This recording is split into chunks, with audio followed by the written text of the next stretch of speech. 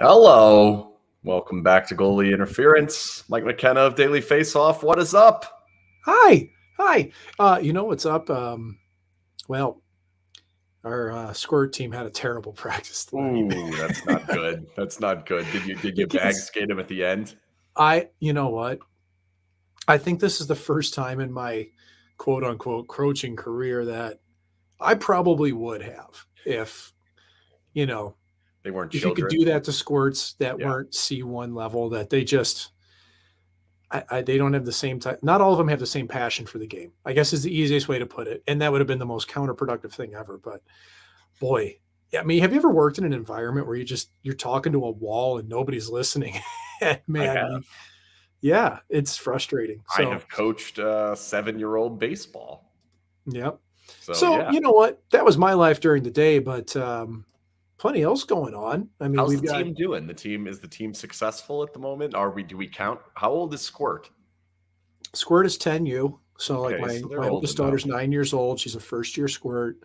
They're 3-2, and they've won 3 in a row. Oh, They had to, they really had to figure out how to play hockey, not just skate on the ice. And it's uh, once we put in a left wing lock and a 1-3-1 neutral zone, and things started to there really you pan go. out That for these makes more children. sense. That makes sense. I'm That's good kidding. I'm coaching. kidding around. That's elite coaching. Drop into that box and one in the defensive zone, just the That's it. Cassidy style. It's all you needed to do. Speaking of the Cassidy style, Let's the do Golden that. Knights went to Winnipeg yesterday and beat the Jets, sweeping the Jets. 3 of the Jets' 10 losses this season have come to the Golden Knights. That's pretty unbelievable when you consider that.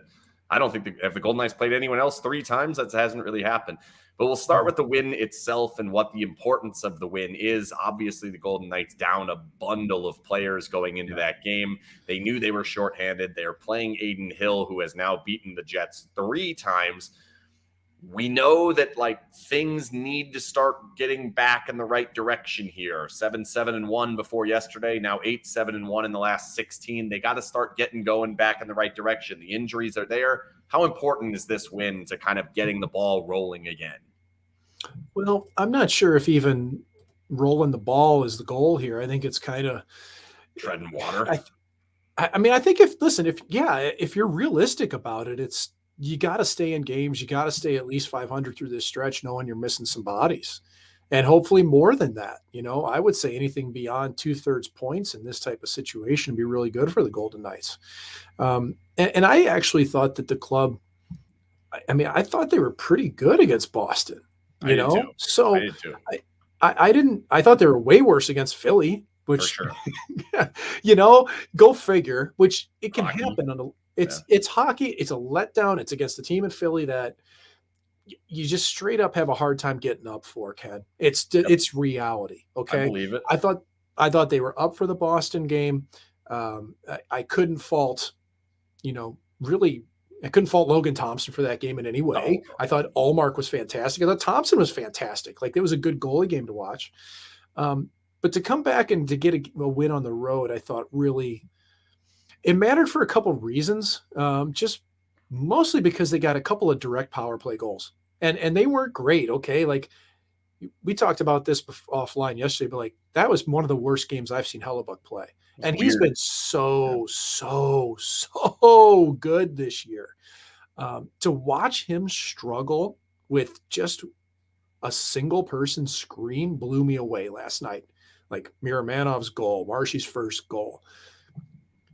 But I think that when you've got a team that's missing big weapons on a power play, their 2 best players, their 2 best positional players. You're missing Petro, you're missing Eichel, and you're missing Theodore. You're missing your 2 quarterbacks.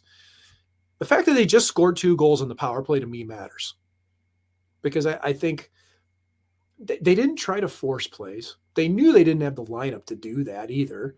They just kept it the outside and bombed away. And you know what, man? If you don't have the personnel and if you don't feel comfortable with it, that's a good option. And I like it because Marshy's a trigger man. I've been begging for this for 3 years, dude, to just let him tee up that puck. I saw it firsthand when we were teammates. I've seen it in other cities, in Florida, even a little bit in Tampa. I like that he's the guy that's getting the puck on his blade for a one-timer because I don't know who else on this club at this point right now is really that option, Ken. So yeah, there's really not.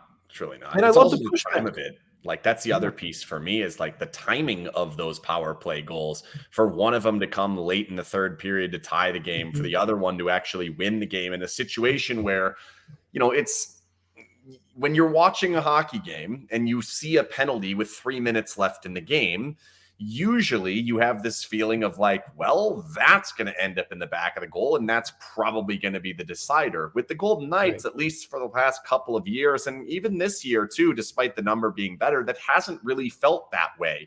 For it to have been there with the one that ties it, then the one that gives them the lead, like that's definitely something to build on. And that's definitely something that you can look back and say, like, if this becomes the key part of their power play, which is just getting the puck to Marchessault and then utilizing the weapons off of him, this could be the game we point to say that's where it all started.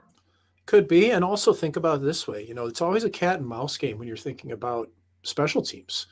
I'll give you a great example from the other night watching Washington. And man, and I can't remember who they were playing against. I'm mad at myself that I can't right now. It was against the Jets, actually. It was against the Jets a couple nights ago. And I'm telling you that they were shading so hard on Ovechkin that they left the front of the net wide open. And like John Carlson sauces one to Johansson in front of the net. He's all alone and he scores. That was the Golden Knights in the Stanley Cup final. Same thing. Yeah. Shading so far that way, they just get killed by Oshie. So the point of that to me is like, even if Marshy becomes kind of the trigger guy there, it opens up other lanes, and it does open up other options. And it's not his unit, but maybe that opens up the high tip play again for Carlson when he's skating, or, the secondary unit. Going underneath the goal certainly is another option. And we did see that a little bit, especially, in the one before the one they scored. Right. So, I can see positives there. And I think that Cassidy's somebody who's never just content with his power play. That's his baby. It really is, man. And he's always going to try to mess with it. But there's just no way around it that when you're running out Ben Hutton as your second quarterback, it's a different look, dude. And like Cotter, you can just see is still, he's not used to playing power play in the NHL. No. There's no other way for me to say that. His processing is adapting, and I think it's going to be fine. Like, he is a creative player, but it's still coming along. I did like Miromanov though on the power play. I didn't like Miromanov in just about. Yeah. I didn't like Miromanov in just about any other place other than the offensive zone. Yep. Which is kind of to be expected. That's who he is. But I do like him with the puck on his stick. Well, and right now you need him in the lineup. Like, I'm not one who's going to sit here and bang the drum for him to be in the lineup if they're fully healthy. And I haven't been up to this point. But if you tell me Pietrangelo and Theodore are out, like, he's clearly the next guy that's got to go in. Like, unless Cormier is suddenly better, which he hasn't been in the AHL, like, you have to give him the opportunity. And then you could see that level of comfortability in his game in the offensive zone, his willingness to get forward. I do think as teams see more and more of him, they are going to be able to start exposing some of the things on the other end. But for now, you have to get some offense, and he was a big generator of it last night with the goal, the 2 power play assists, and I don't think he did all that much on either of them, but it did feel like as the puck was going back out to the point, unlike at different times when Hutton was there, that it didn't seem like this was going to be a problem. It's like, well, it'll move on to the next place that it needs to go, and we'll be perfectly fine with it. There's just a certain poise to it. And that's kind of the power of coming up from the American League, where you have been doing that. Ben Hutton hasn't played power play like that. Jeez, man, since ever. Vancouver, like, it's been a really long time for him, which isn't easy. It just shows that there really isn't any other comfort level, which, in some ways is surprising. Keep waiting for maybe Haig to play that, or even Martinez. I'm surprised they haven't gone to that. Something about Haig's game, just he's not there for Cassidy. He just doesn't trust it. He's not going to it. I think you kind of hit on that. Because I really like Nick Haig, but that pairing when Martinez and Haig have been together, I haven't really liked it a whole lot. And trust is a huge thing for Cassidy from what we've seen previously with him coaching. And I think that he's someone that if he has belief in somebody, he has much more willingness to put him on a power play than he would, or to reward them to a certain extent. Now, like a Miromanov, that's what he's there for. This isn't rewarding him. Like you're putting Miramanov in the spot where he's supposed to be, right? Like, Yeah. and then, you saw the other things, like watching Miramanov in front of the net. He doesn't know who to take. He's some inopportune pinches at times that have allowed chances the other direction. But I don't want to beat up on him too much early in his career, but I do think at least the Golden Knights have somebody they can look to that, and it's a good thing they can look to somebody to have some offensive punch on the blue line now coming up from within the system, because we haven't seen that much. No. Like Caden Korzak's not going to be Miramanov with the puck. Braden Pahal's not going to be Hayes when he came up Miramanov. before, White Cloud, yeah. Right. So it's definitely a different look, and I'm kind of just a little nervous that like Marty hasn't been better, and he's been okay, but even against Boston, throwing that puck up the wall just to the turnover leading to the goal, like Yeah. there's times where this club I just think is still stuck, almost questioning their system and like what they need to be doing. Like that to me, that was a last year play, Yeah. toss it to the wall. We're going to have a player blowing the zone. He's going to pick it up and go the other direction. And it just wasn't there. So 31 games in, like, why is that the case? Is it still overthinking it or underthinking it, or what's going on there? Like, should that not be worked out by this point? Well, it should. And I can't, that's what's hard. I can't put my finger on that at all. Maybe it's just simply that I've been so used to watching the Golden Knights play one way that just a straight up, like a brain lapse happens, I think maybe I overthink it. Right. Right. It's possible. That would make sense. I do think that there's something to that. But boy, you really just rest on what you've known before. If you've been a member of a team for 2 years and you're used to Will Karlsson just swinging and picking a puck up, like when you're under duress and that's what you've known, you go to it. So that's the part of me that says I remember my situations like that where I've made mistakes. Just default. Yeah. Yep. You go to the reset button or whatever it is, and then all of a sudden, shit. Yeah. And then we're sitting here asking if it's systemic or anything of that sort. And it's really just one guy making a bad decision in a moment. And he knows he made the bad decision within that moment. But last night, there was something that cropped up that certainly looks like it's potentially systemic while they're injured, as banged up as they are. And that's just an inability of dealing with anyone in and around the goal. Like, it was bad in front of the goal yesterday. Every single time there was a puck flung from the point, it was either headed into the goal, on the goal, or there was problems in front of the goal.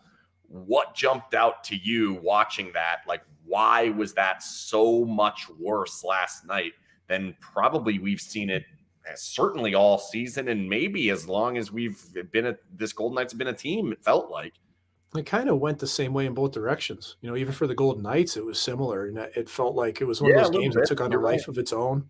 I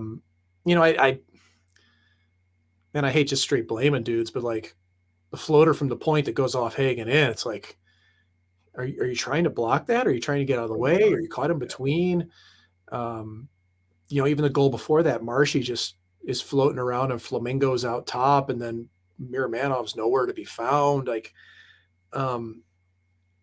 last night, they just looked straight up like they didn't have their legs for the first 10 minutes, and they managed to drop a couple on the PP. And like for a long time, the only chances they really got were on the rush. Ken, it was kind of a throwback game in some ways for the team. Yep.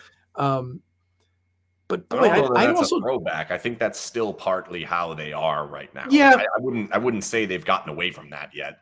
That's a fair assessment. Yeah, but I didn't think they defended the blue line very well for the majority of the night. I thought Winnipeg really entered with speed pretty easily, and even though all these like some of the goals and the plays in front weren't necessarily quick strike plays, it did feel like the Golden Knights were chasing to get back to the front of the net at times. And if you're trying to chase back to position, if you're trying to get body position on a player in front, it's tough to keep your eyes on that puck.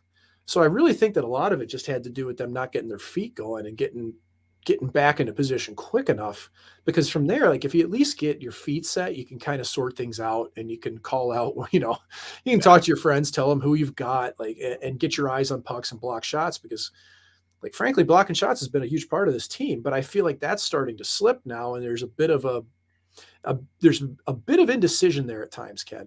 Do I need to Well, block I think this? that's part of the Cassidy system. Like his Yeah, teams did not block shots in Boston. And I don't know that the setup of how they're supposed to defend is really made to block all these shots, because if you're allowing them from out there, we don't want them blocked.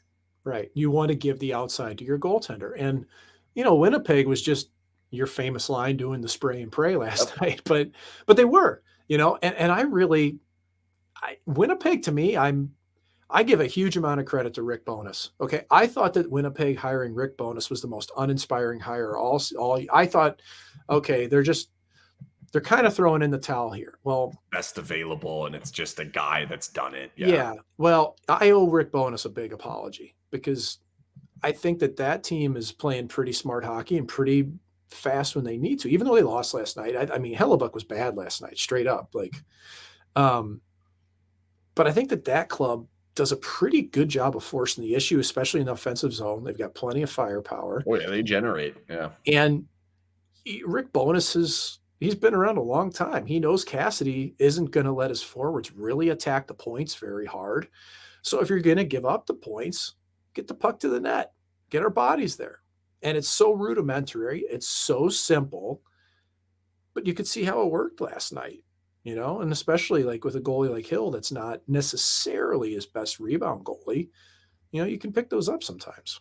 So heading into the game, knowing all the injuries were there, Cassidy kind of discussed how much more important it is for the forwards to make life easier on the defensemen. I didn't think it happened last night. I thought the forwards were really looking for their offense the entire game. And at times they got it. They end up getting 6 goals. So it's hard to go too overboard on it. I just wonder, as we move forward, if that's the effort they're going to get. And I hate the word effort, but by effort, I mean performance more so than effort. If that's the style of game they're going to play, it did not feel like the forwards are making sure that nothing's getting to the net from the outside. The forwards are forcing the puck in deep, so then we have numbers advantages down closer to the goal. It didn't really feel that way to me. And then, like you said, defending the blue line, partially that involves a connected forecheck and making the neutral zone clogged up. That did not happen as well. Didn't think it happened against Boston either. So that's a little bit of a red flag that I see. But I will say it's important to note,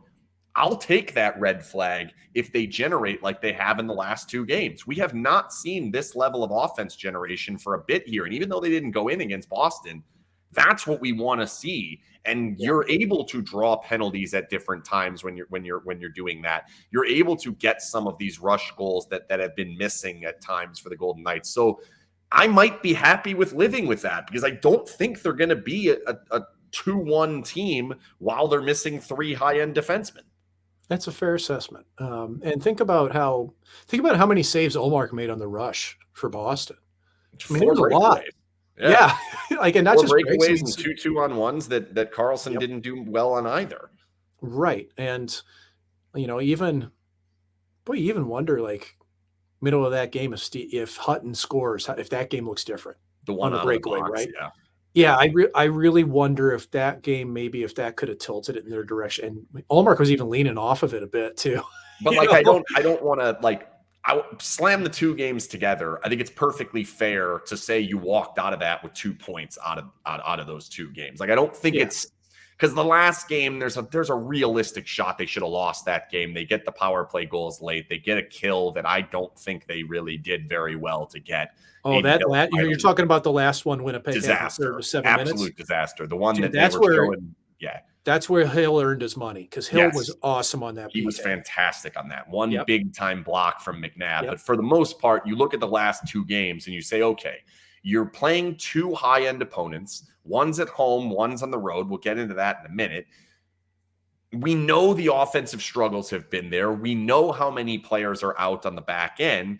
If you tell me that's the amount of offense they're going to generate and that's the amount of chances they're going to give up, I think I'm probably okay with that against the 2 of the best teams in the league. I'm not ready to call Winnipeg one of the best teams in the league. I know the standings say that, but I'm good with it. Like, I don't I don't feel bad about that one at all. Philly's the one I'm worried about. If they look like they did against Philly, they're going to get blasted by a lot of teams. Yeah, I'm not going to put too much stock into that one, and I'm the first guy that will criticize. You know that I'm not afraid to hold back on it, but that Philly game was that's going to be a tough one. I think no matter what. Coming off a loss though, then coming I off know knowing you're I struggling at understand we home, talked like, about that and everything. That's just such a hard game to get up to, man. I they were that third period against the Rangers. My God, like you know yeah. what I mean. Like you thought for sure they'd come out flying against Philly, um, but I still think they were kind of fighting themselves from coming back from that long road trip. So I'm willing to chuck Philly out the window and say they won that, and that's great.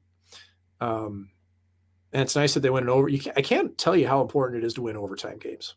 For Okay, making the playoffs, yeah. For well, assessing how good the team actually is, it doesn't really do much for you, but this is one of those things that I think you can only feel if you've been in the room. So I apologize for me getting on my ex-player soapbox here, but I've been on teams, and it was my team I was on in Texas, especially in the American League that we went to the quarterfinals.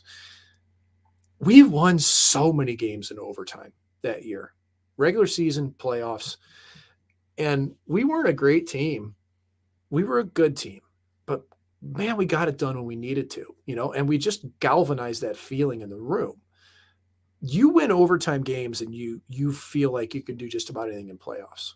And I think that matters. Even again, it doesn't matter who it's against. So, and it's not just overtime with this team. Like they have the most comebacks in the third period. They've been down 6 times and come back and won in the third period. And a lot of those games have happened in regulation. Last night's another example of it. You're down for a good portion of that third period, and you come back and you win it by 2. And it was a goal at the end. But like it seems to be, for some reason, it's happening to Hill, not Thompson. I don't understand that, man. Like the poor guy hops in and just.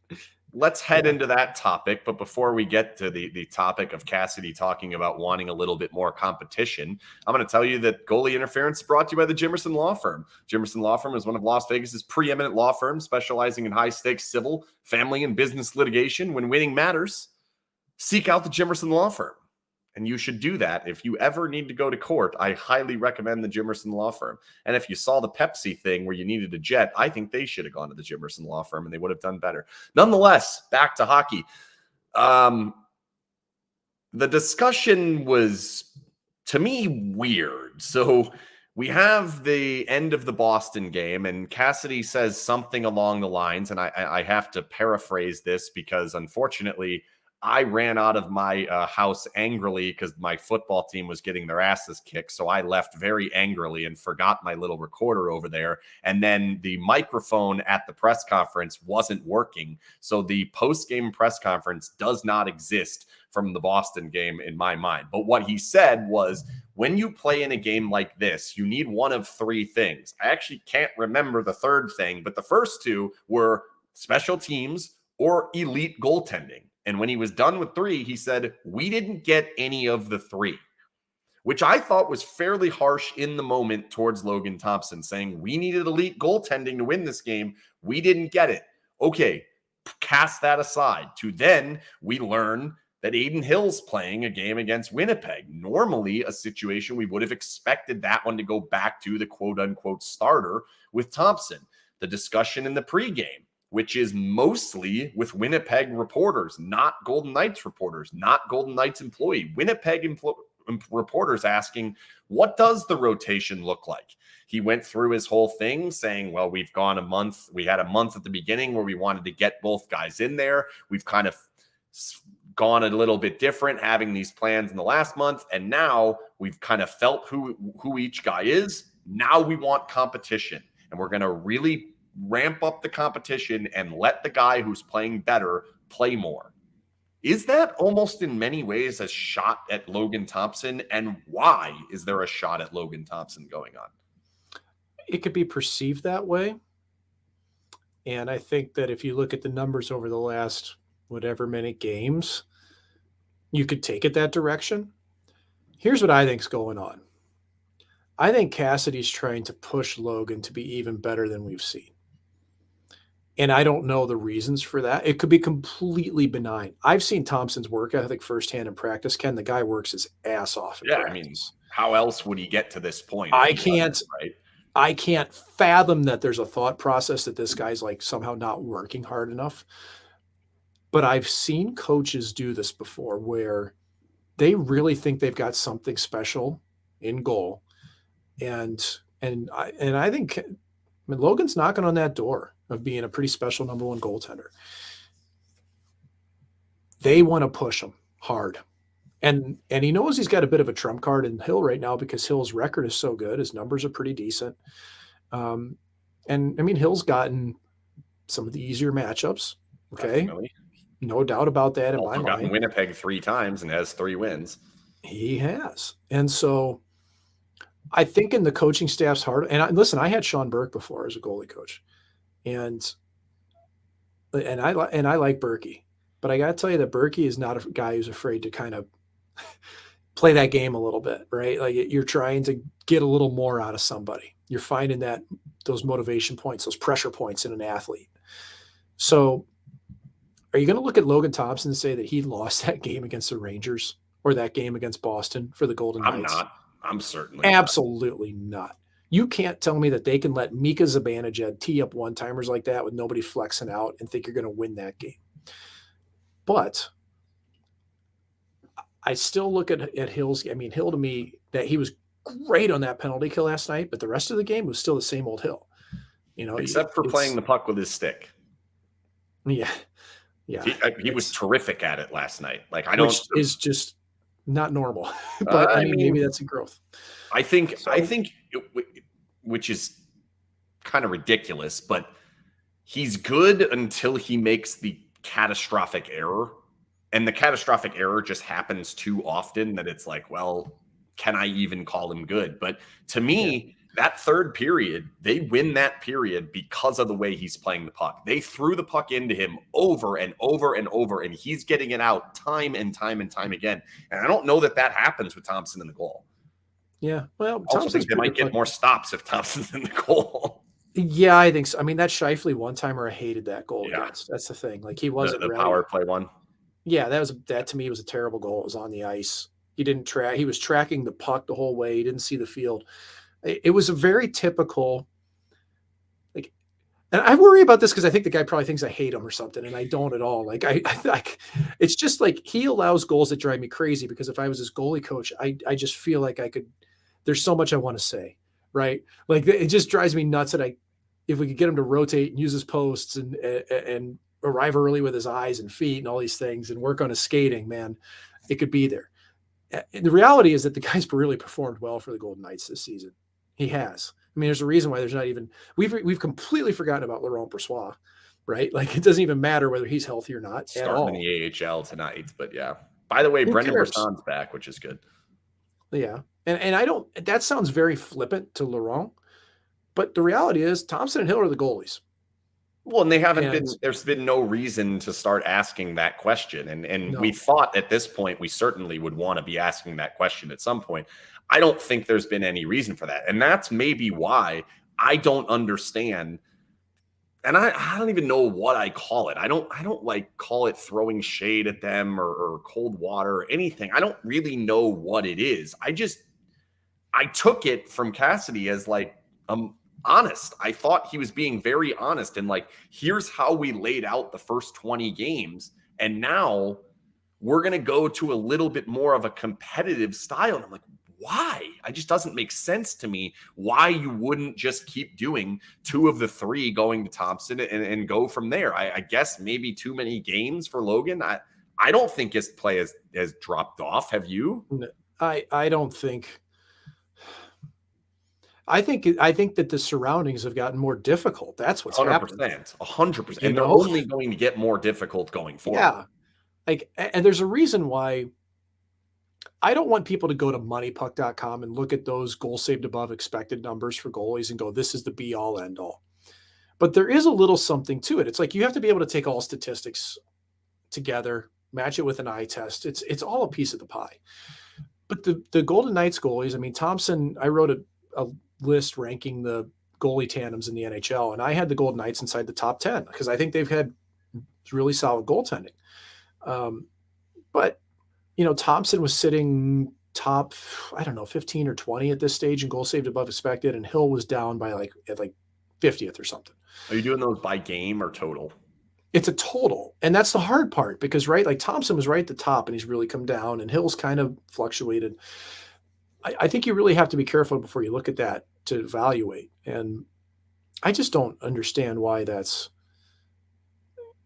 a thing right now. Like Thompson's been great. Like this is the guy that you think can really move your team along. I was surprised by it too, Ken, but I think I'll ask this question. Does he want there to be a clear starter? Is he preferring there to be two? And then with that question, if they make the playoffs, is he going to go with two? No, he's not going to go with two. So then you want to have a clear starter and you want to boost that guy up, right? And like this would be the opportunity to do it. Saying that you want more competition, it almost does seem a little mind gamey. Well, yeah, I mean that's we've Jake DeBrusk's really happy in Boston right now. We've gone back to this over and over again. It's a trust factor thing. And man, I hate sitting here slagging on him because I really do think Cassidy's a hell of a coach. He is a good coach. I know that he's been man, I have friends that played for him that really didn't like playing for him. That's just reality. And you don't have to love your coach.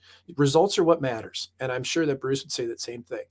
And man, I'd sit down and I'd love to pick his brain hockey all day long. But he does kind of have that gruff side to him. I guess when we just boil it down, Ken, I really think he's trying to push Thompson to be even better. I think that's it. I think that he doesn't want him to feel comfortable because, in Cassidy's eyes, who's an outsider to this organization, there might even be a little bit of a thought that, hey, like Thompson's kind of fallen into this role. He's got to really earn this. Even though in my eyes, I think he has earned it. I think he earned it by playing his way right through the organization and making it stick when he got there.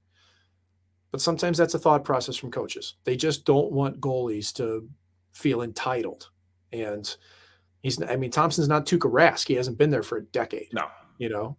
How much of it do you think has to do with the fact that he's got to be aware they're going to start giving up a lot of chances here in the near future? Like he knows Theodore's out a couple weeks. He knows Whitecloud's done for a while. And he probably knows better than what we do on Pietrangelo, but that one certainly doesn't seem like it's going to be tomorrow or anything. Like, I don't know that one's going to just all of a sudden get better. I don't know a lot about it, but like he probably knows he's without three defensemen for probably quite some time here. Is that play in? Like, I'm going to challenge my goalies right now and kind of push them a little bit because I know I'm going to need them. Look at it this way. Like, let's think about the psychology of it. Let's think about the personalities of the goaltenders. What's driven Logan Thompson to be as successful as he is? You aren't good enough. Keep going. Yeah. I know you can do it. Keep going, Ken. I know you can. You're not good enough. What else? That's basically what it is. Like no one believes in you. You're not good enough. Everyone's overlooked you. Like I'm going to prove you wrong.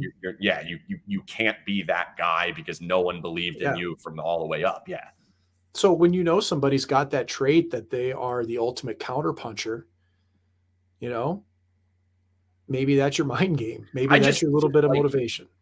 The way I read it or heard it, I guess heard it's probably the better way to phrase this because I did hear it. I didn't read it. I actually listened to the press conference. And again, I was not there.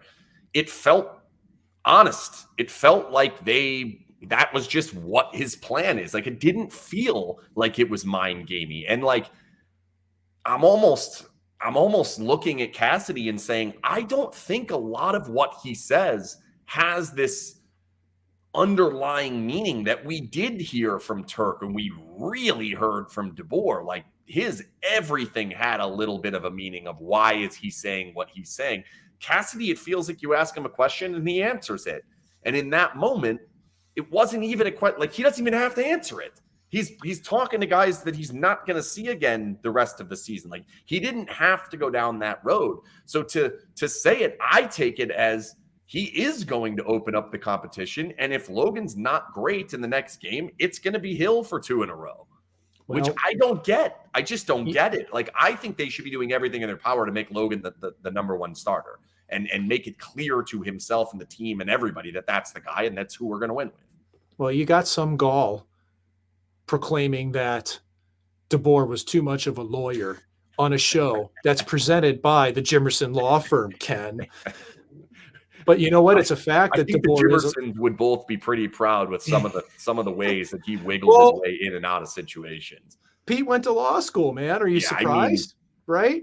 Okay, so and what's amazing about him is like that last press conference, the one before he got fired, I walked out of it like, yeah, I believe everything he just said.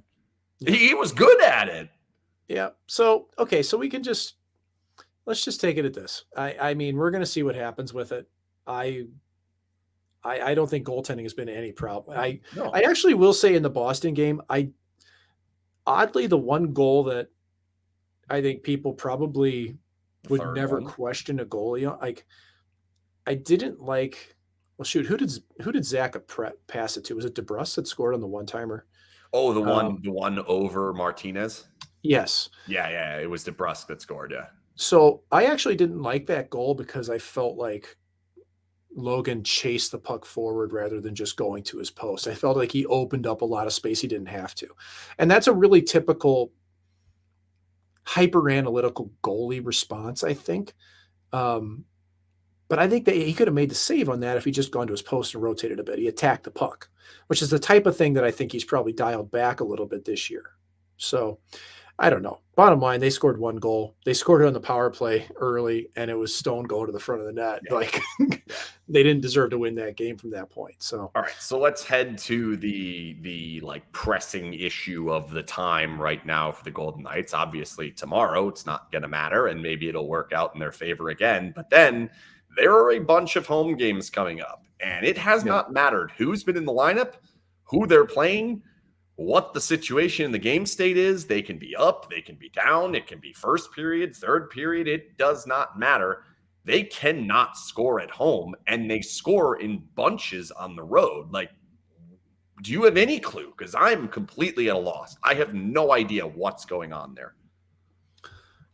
The only, it's too easy to look at things and for things like off the ice. Because none of us know. Like, you just go about your business, man.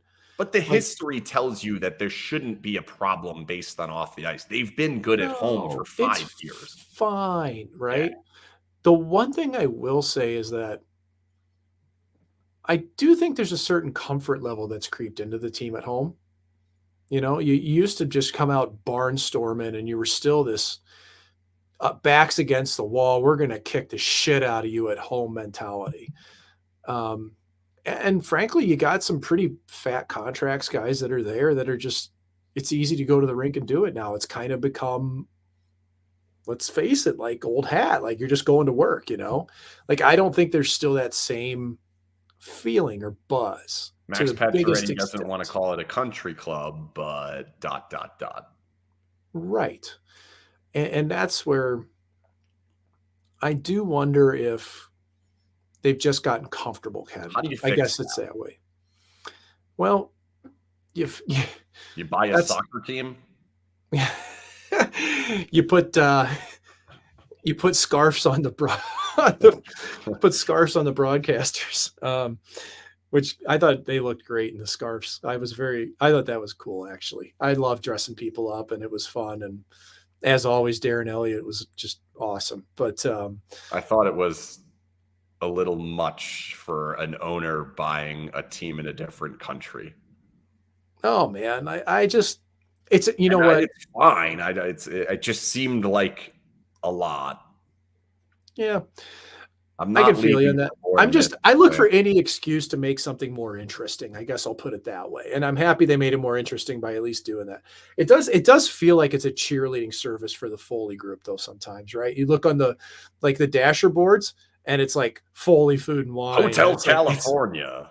It's like literally just a pure branding exercise for everything. It's weird to me because I've never seen this. Like, my football team owner owns Manchester United. My baseball team owner owns the Chicago Bulls. Like, I don't see that crossover ever. And I get it with the Silver Knights.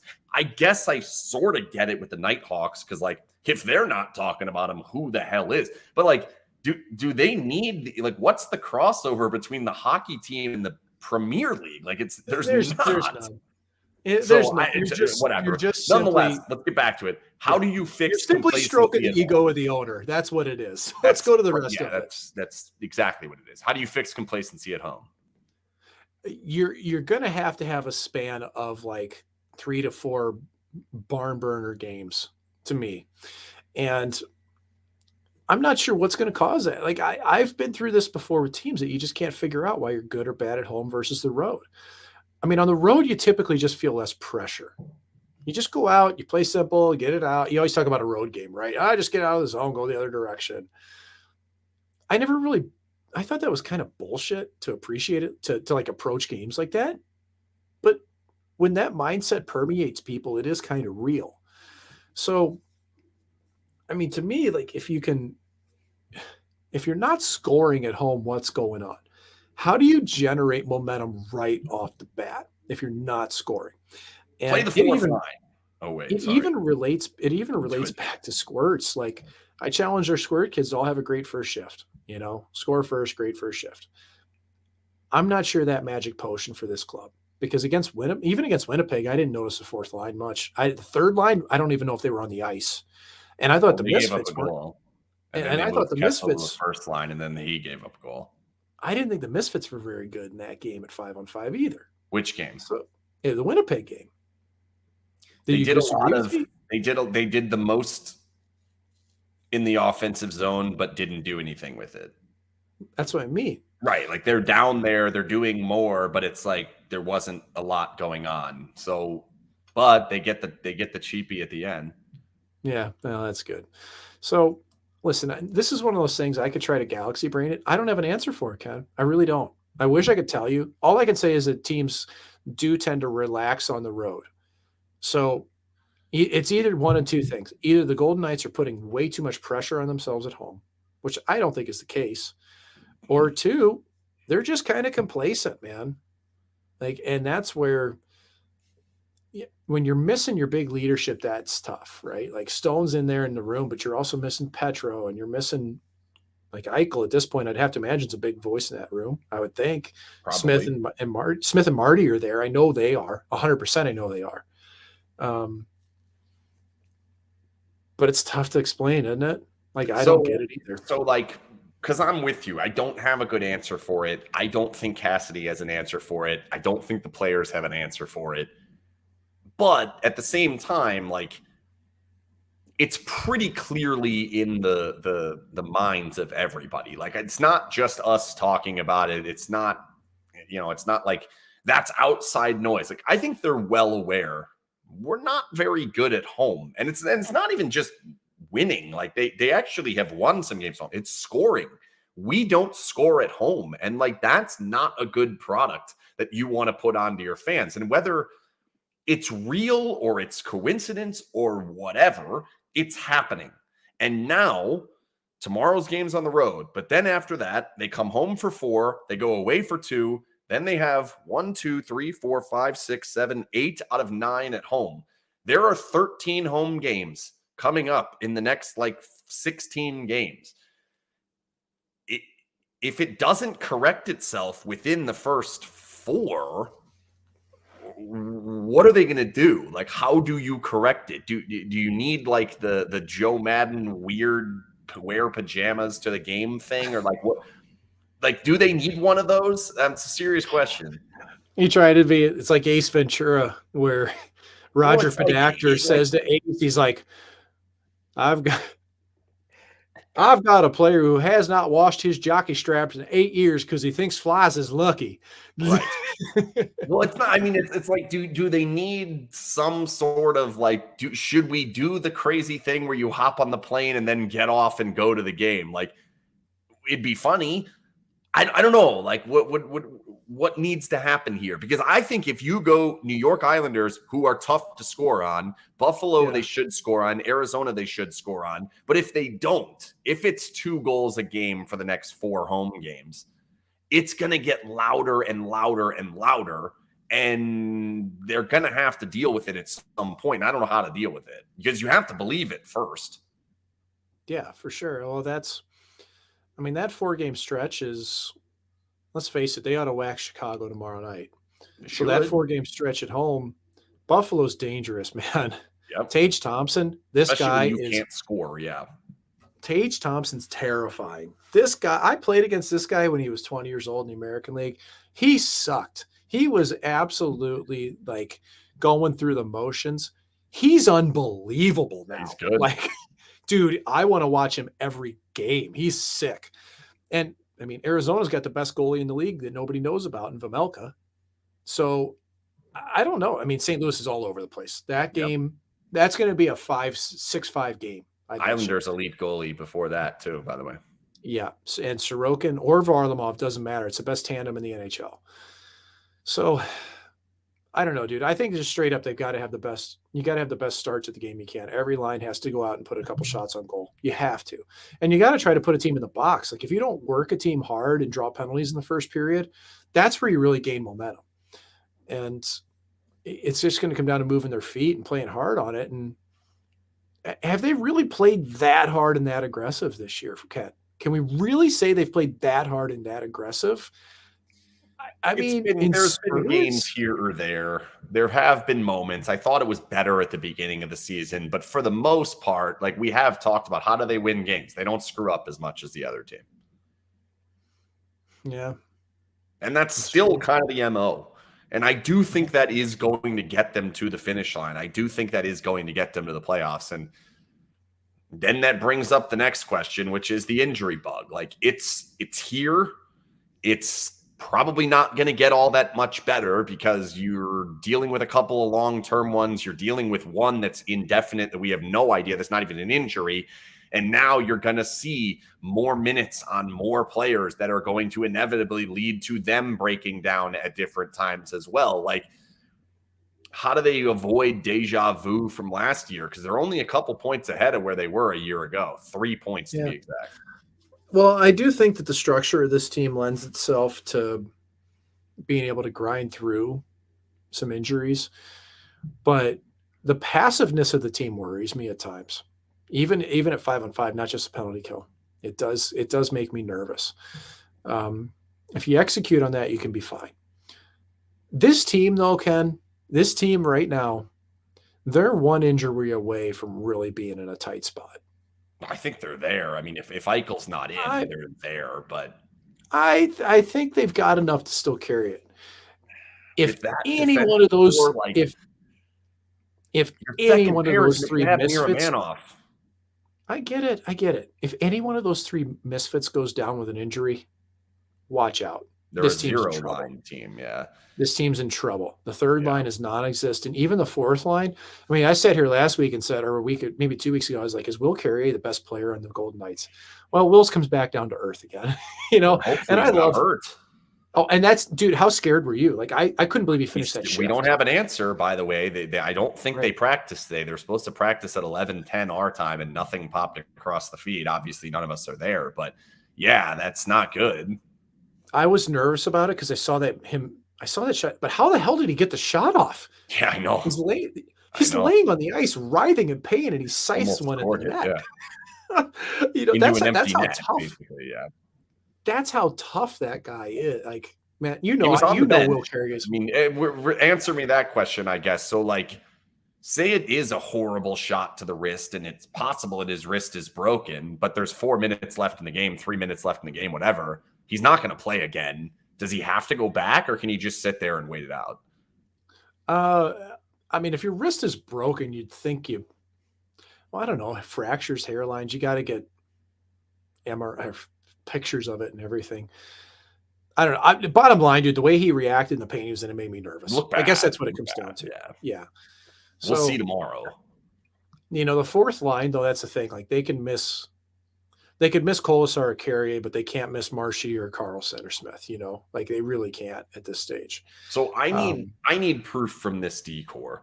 So, like, I don't think they're going to be an elite scoring team with Eichel in the lineup, with Stone in the lineup. Like, if you're sitting here, I mean, even with their entire roster, I don't think they're going to be an elite scoring team. But I have grown to see that, like, they can defend when they're fully healthy. They can defend. They can make it tough on every single team, good teams, bad teams, offensive teams, whatever. They can do that. I don't believe they can do that at this moment. So I think they're going to have to score, and I think they're going to have to open the games up a little bit more. And I'm scared about what it's going to look like while all these defensemen are out. And like, it didn't look very good last game. Like, it really didn't. And we're going to keep going down that path. And like, I'm concerned about that. They're going to have to prove a lot, I think. They're not going to open the game up at all. That's not Cassidy. I don't think they're one injury away from being in a bad spot. I think they're potentially there. We're going to disagree on that one. I think they're okay right now. But man, they're close.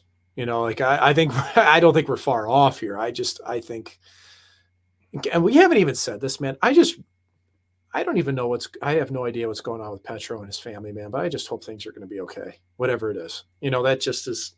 And I appreciate that the team got out in front of this and said, hey, this is an illness in the family. And whether that was Petro driving the boat or PR, whoever it was, that was absolutely the right thing to do. What is I don't know, from a player perspective, like what is the proper like amount of time before it's okay for us to ask again if there's an update? I think you're going to get your update when he shows up, you know? So you think if it's a month from now, we should just ignore it? Ignore it's not the right term, but like not ask for is there anything new here?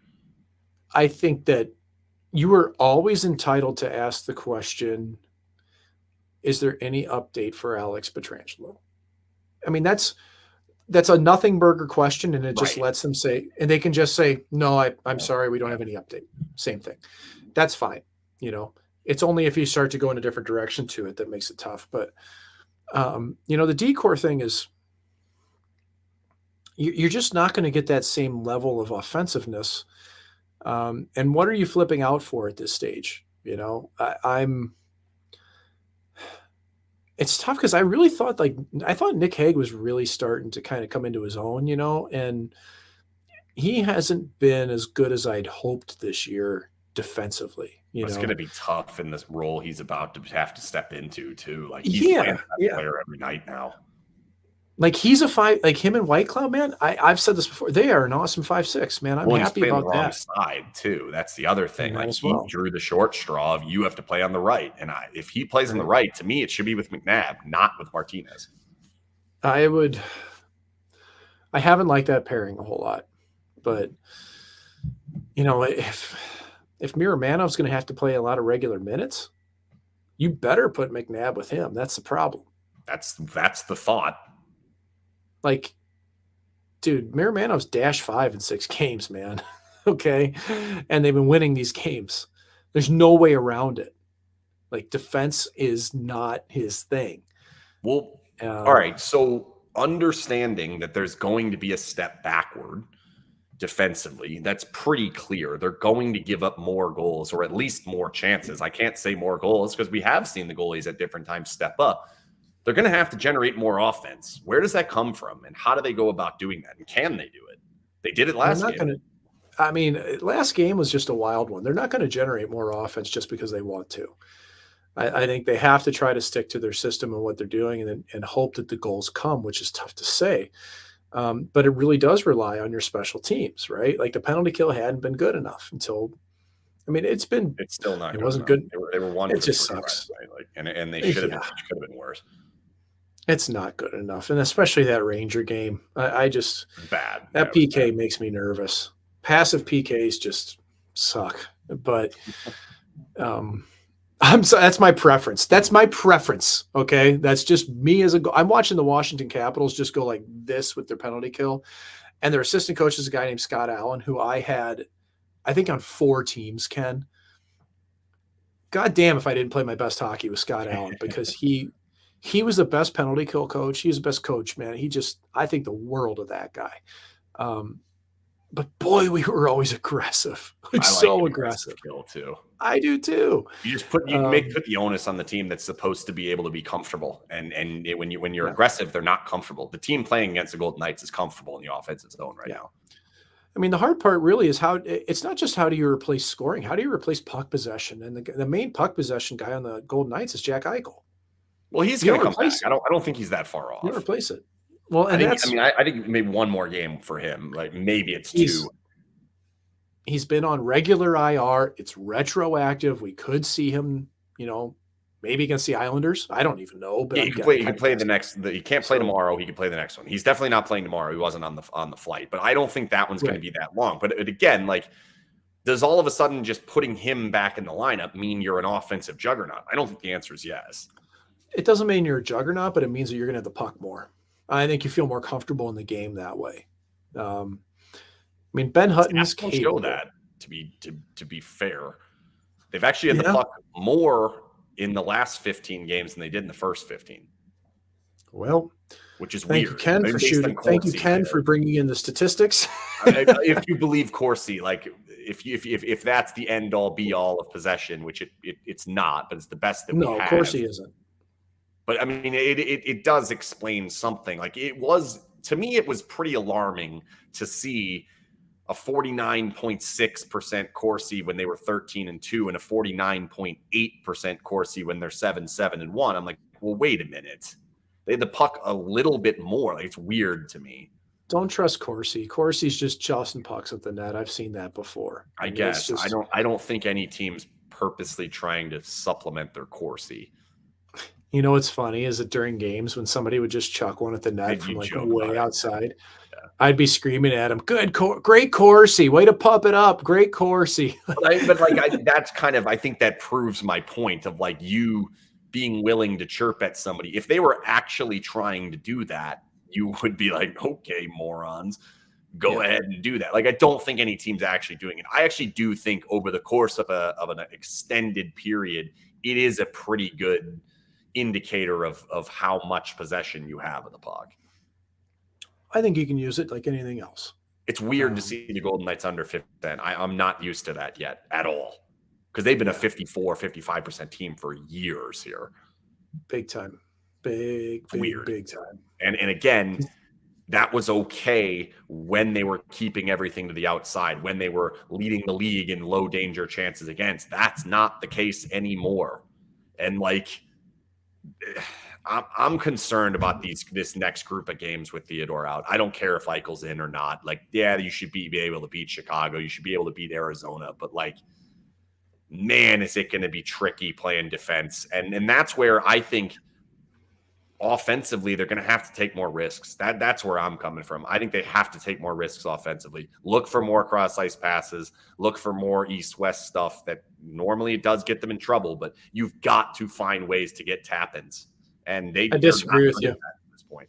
I disagree. I just watched how Winnipeg was sitting on that middle pop even on the breakout for Vegas, and I don't want to start chucking pucks around. I think it's, as much as you may hate to hear this, it's stick to your system, stick to your guns. Don't start taking chances. You think you could play the system with this defense score? Yeah, I mean, if you manage the puck and you play within the system, you do things the right way, you can make it work. Okay. I think the thing that you run into as a problem is that you may end up in your zone forever. And that's happened a few times.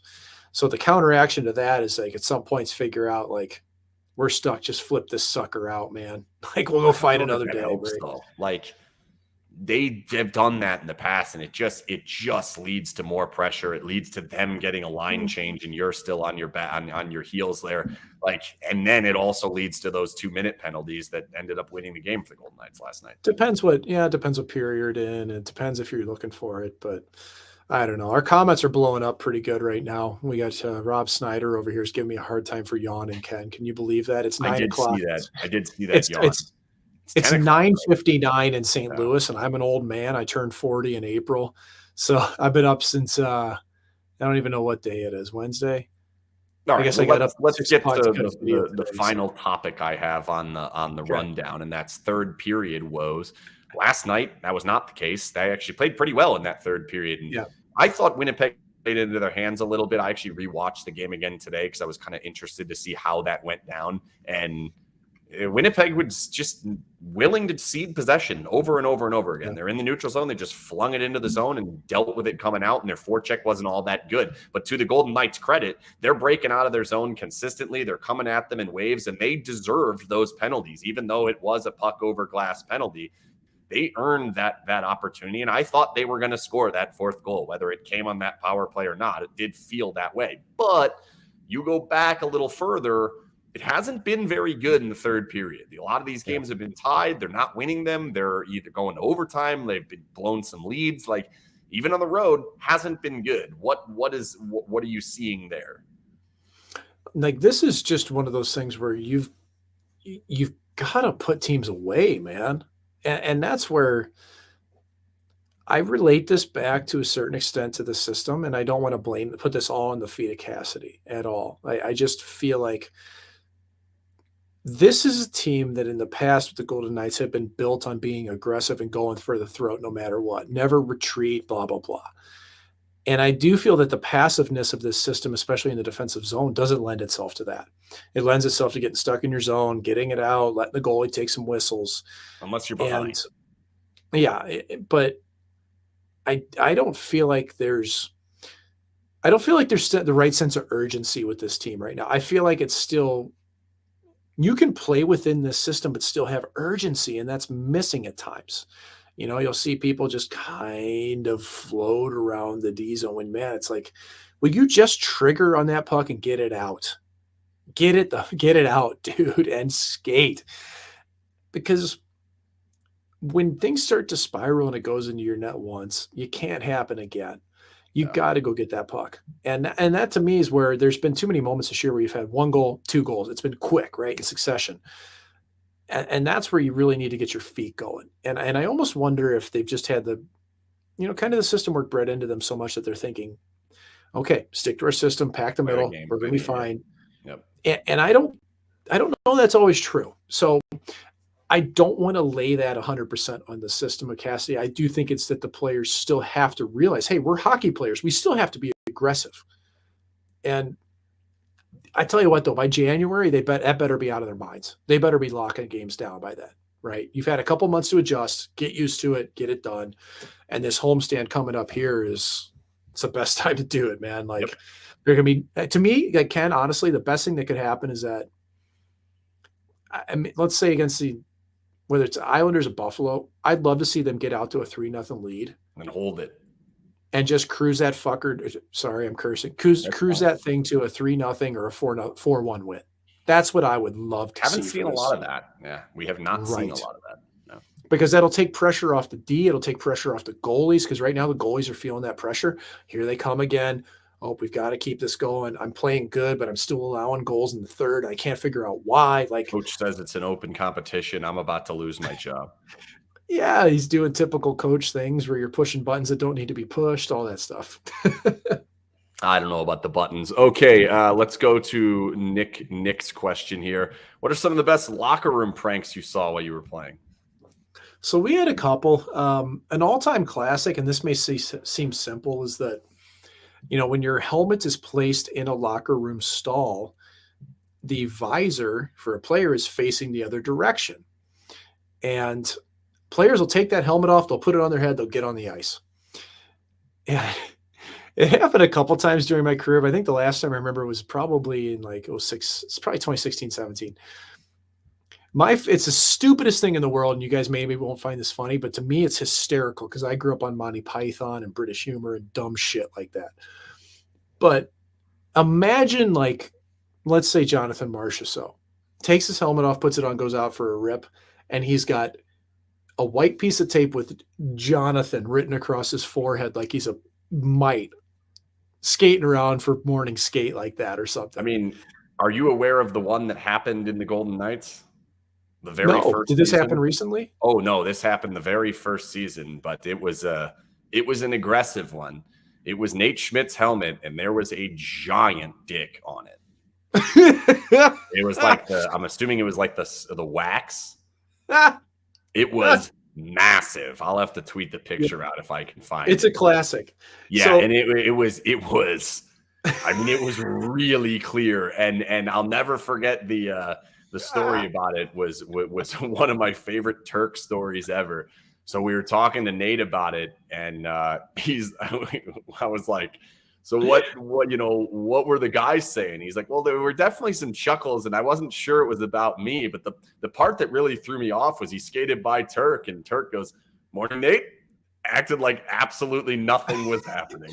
Well, you got to sell it. Like, you got to let them get on the ice and wheel around like that until they see it in the glass, in their own reflection, and they see their So, name or a giant cock yeah. or whatever it is. Yeah, he was concerned because he said there were so many kids in at practice, and it was early on, so it was one of those practices where there were probably 300-400 people there, and there was. Yeah, I found it. All right, here it is. That's a good.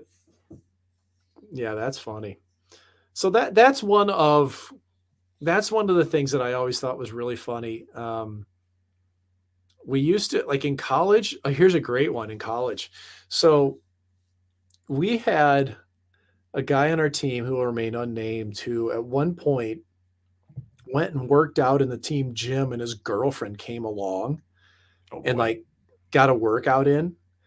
And we were all like, what is going on? This is our room, you know? Yeah. And so we had two guys on our team move two stationary bikes into the locker room, and they set up mannequins on the bikes and had his name and her name. And it was like his and hers. And then they put like their favorite things across it. So like there was a half-eaten pizza in front of his, and like it just ripped on the guy for letting his girl come into the like room. Where do they find female? You know? Like, where are they finding mannequins? You can make them. We made them out of like. Well, I didn't actually. Made I was not part of it. Sure. Oh yeah, no problem. You can take like hockey. You can just take some hockey sticks and prop a helmet and some gloves on it, and you'd be surprised how resourceful players could be back in the day. Today's generation can't do that. I mean, they can't even like. They don't even know how to like, prime it, and there'll be a legitimate mannequin there within 5 minutes. Exactly. They've never had to creatively build anything in their life, and this is something for our listeners that they may not know about me. I went to St. Lawrence University. I have a degree in economics. Most people know that. What they don't know is that the only class that I TA'd in school, teacher's assistant, as you know, Ken, TAs are very important for professors. The only class that I TA'd was stagecraft. And it is what it sounds like. You craft the stage for the theater department. I'm telling you, I learned more in that class and had more fun. Dude, I learned carpentry, welding, electronics, budgeting, you name it. It was the most useful class I ever took. I use everything I learned in there until this day.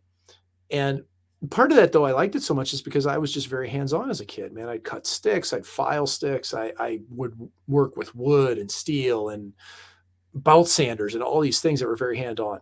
Kids today don't have a clue. You should see these guys try to spray paint a stick. Like, it still happens sometimes. They'll spray paint that thing from 2 inches away and just and it's just like dripping paint, you know. And this isn't even, it's dooful because, like, one, it says on the can how to spray paint the goddamn stick, like how to use spray paint. Okay. Keep it 12 to 18 inches away, smooth strokes. Reading's tough. You know.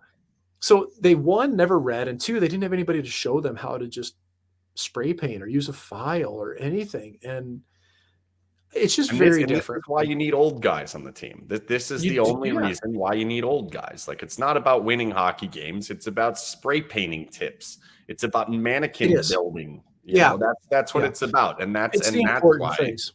Yeah, that's why we need more Phil Kessels on the club. They actually need Jason Spezza. I wish he hadn't retired. He'd be a much better trade-off. Phil's been underwhelming defensively. Yeah, that's one way to put it. Yeah. That's one way to put it. He actually hasn't produced at what I expected. I thought he'd be clipping along at, I mean, he's due to put up, I don't know, 25, 30 points. I thought he'd be a little bit more than that, especially on the second power play. I'm not even sure he's going to get to that. I know. Because it's going to be tough. I mean, it's going to be tough sledding with who he's playing with, the amount of minutes he's getting. Like, this power play isn't going to have one of the better players. I mean, they're going to be dealing with that. I think they're going to be without Pietrangelo and Theodore for 2 weeks here, 3 weeks. It's going to be a while. I mean, when you hear somebody say week to week, which is Theodore, and well, White Cloud's month to month. Jesus, yeah, that one's at least they didn't say season ending, but month to month. That makes you.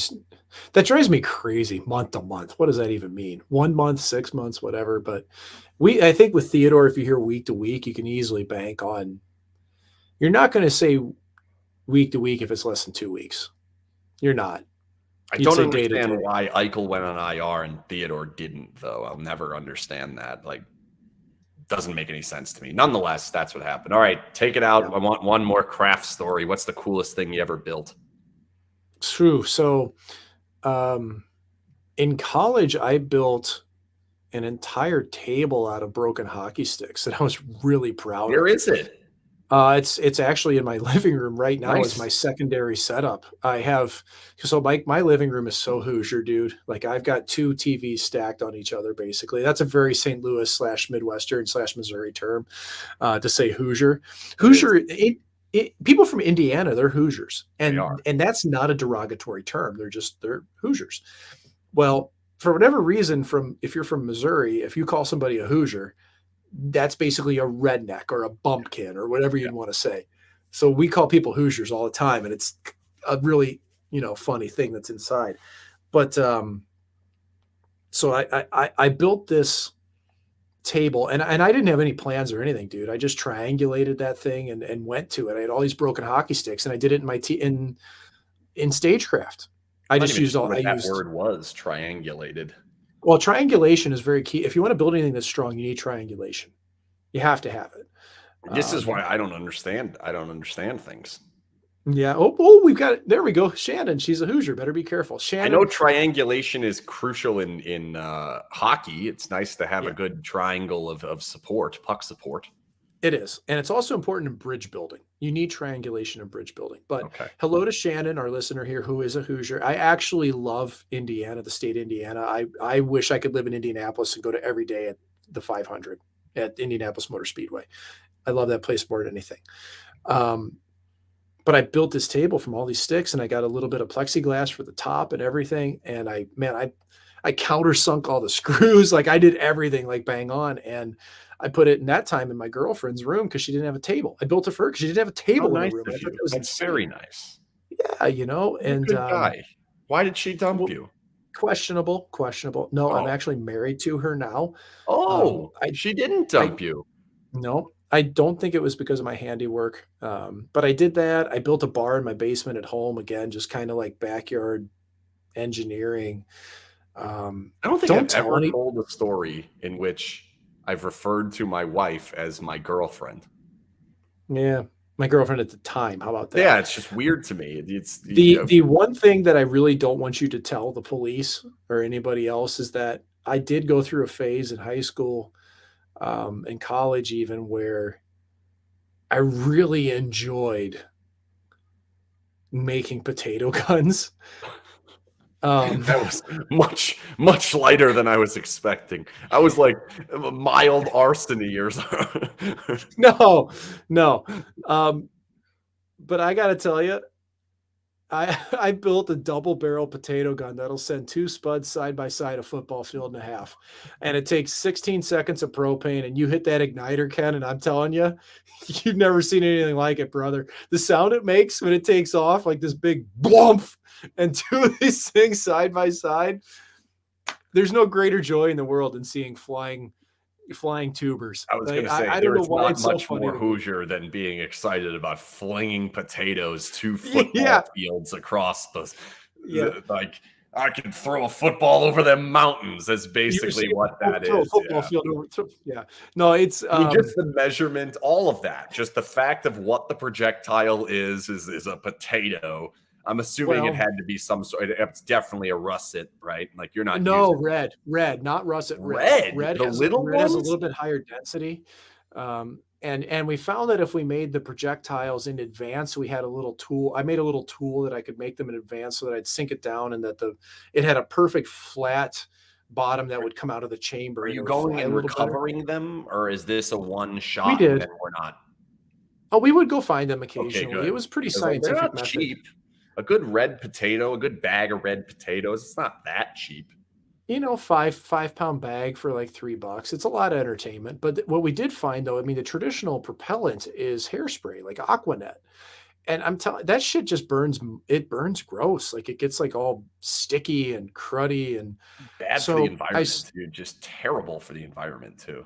yeah. And so I started to kind of look online, as you could imagine. And this was the early 2000s, late 1990s. And so I started to mess around with different propellants, and ether I found to be hard to get. It was tough to get into the chamber, but I found that was really what was really the best was straight propane out of a blowtorch. You just turn that sucker on, and my single barrel was 8 seconds. My double barrel was 16 seconds. It just multiplied by 2 because I mathematically figured that the chamber of my double barrel was twice the size.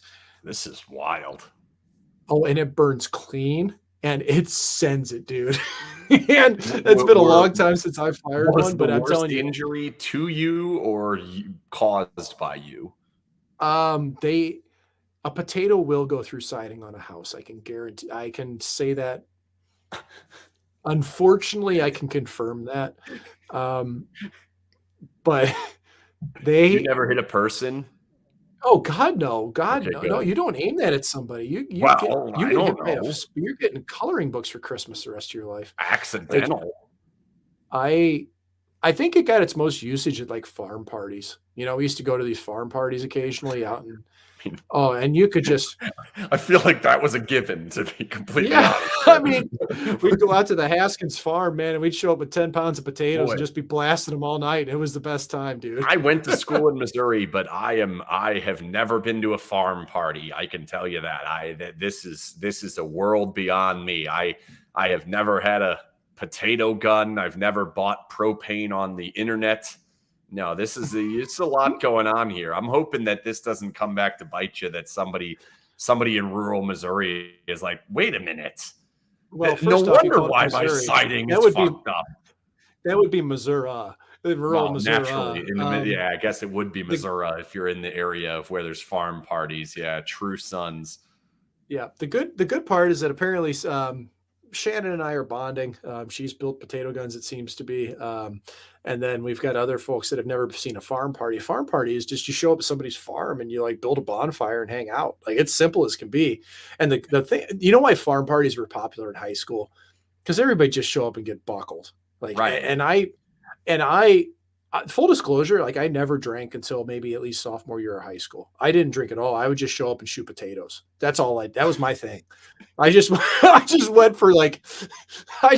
to shoot potatoes, dude. And it was drunk and watch Mike shoot potatoes out of a double barrel. And the best part was like, if you had a lake to shoot it into and you could see him splash down, like, we got to the point that we were putting like lit sparklers in the potatoes and you could see them flying across the sky. Like, it got stupid. It was so much fun. This is a time that was pre-Netflix, pre-Twitter, pre-goalie interference for sure. I mean, nobody's going to farm parties on Wednesday nights when this show is live. I know definitely pre-Snapchat. Definitely. Well, you would have made some sick TikToks though back in the day. Question. I bet potato launcher farm party TikTok would have been fire. And I wish I was fine. People that got it were loving these stories, man. Notice, and by the way, hold on. Donut Dip, West Springfield, East Longmeadow, my favorite donut shop in all the land. This isn't a paid advertisement. It's just if anybody's from Massachusetts, because we have people, how Vegas is. There's people from all over. This was my favorite donuts anywhere. I love a good donut. In Qatar, I was angry that I never got one. But in Qatar, they have mini Krispy Kremes. So I was wondering how the food was. Fantastic. It was excellent. Nice. Georgian food. You ever had Georgian food? Is it a riff on a lot of Middle Eastern flavors? Not really. It was more cilantro heavy and garlic heavy, which Middle Eastern's a little bit more of that kind of warming spice. But Georgian was fire. I was very happy with Georgian. Middle Eastern's great. Turkish is amazing. All Turkish food is out of this world good. But we had a bunch. But back to the donuts. I've never seen. So, like donut holes or Timbits. I got some of those when we flew through Toronto. That's what I think of as a mini donut. No, these were small, circular with the hole in it Krispy Kremes. They looked amazing, and I never got one. I'm still mad about that. Well, the good news is you can get Krispy Kreme anywhere. Yeah, but they don't have the mini ones. I don't want a full Krispy Kreme. I'm not out here wanting a full Krispy or like. I tell you what, man. You want I am everybody jealous of you, wants Ken. Krispy Kreme and a half, right? I'm jealous of you for your travels. I'm jealous of you that you got to try this food because I will try and eat anything. One of my favorite things is meeting somebody from a different culture or background. Yeah, that's what we did the whole time. We ate man, it. We ate 17 different cultures of food, and it was awesome. it's awesome. It was great. Indian food is fantastic. It was Oh, awesome. we just had it last week. I introduced my daughter to it for the first, she really crushed it. I've made it at home, but she got some real deal stuff. Sam in the comments is asking about my Mike's Massachusetts donut joint, Springfield, Mass donut dip, East Longmeadow. I got to try that. I got to get there. I love a good donut. Cream. Oh, by the way, if you own a donut shop in Las Vegas and want to bring back the donut for shutouts promotion, we're looking to make it happen. And we've struck out everywhere we've looked to this point. So if you have a connection with donuts, we want to bring that back, and we will bring that back if someone has connection to donut. Donut dip doesn't probably fit the bill because I don't think people are going to go to Springfield or Massachusetts. I really don't. Nonetheless, I wouldn't go back unless it was just for donuts. But if somebody wants to sponsor it, hey, give us some money for the donuts and get me a flight out to Vegas so I can see. We don't even want that much money. We just want we just like the fact that shutouts used to get people donuts, and now they don't. Yeah. Now the only donut sponsor is about the sweet play of the game, which is nice, and I love donuts, but we need more free donuts going on here, so I'm unbothered at this. That's it. Jimerson Law Firm sponsors every episode of Goalie Interference. We'll be back next week. I believe there's actually a game on Wednesday next week, if I'm not mistaken, which means we're going to have to figure out if we're doing it on Tuesday or Thursday, and I don't want to pick that day right now because I don't know. So next week, we'll see you on Tuesday or Thursday. It might be one or the other. Highly recommend you follow us on Instagram and Twitter and all that. I'm not going to announce it on Instagram. Sign up for our Winnow thing. All the players are injured. I give updates every single day. We'll text them to your phone. Winnow.app/SinBin, WINNO.app/SinBin. We'll text you updates all the time. Good night, Mike. Go to sleep. It's 10:21 your time. See ya. Peace.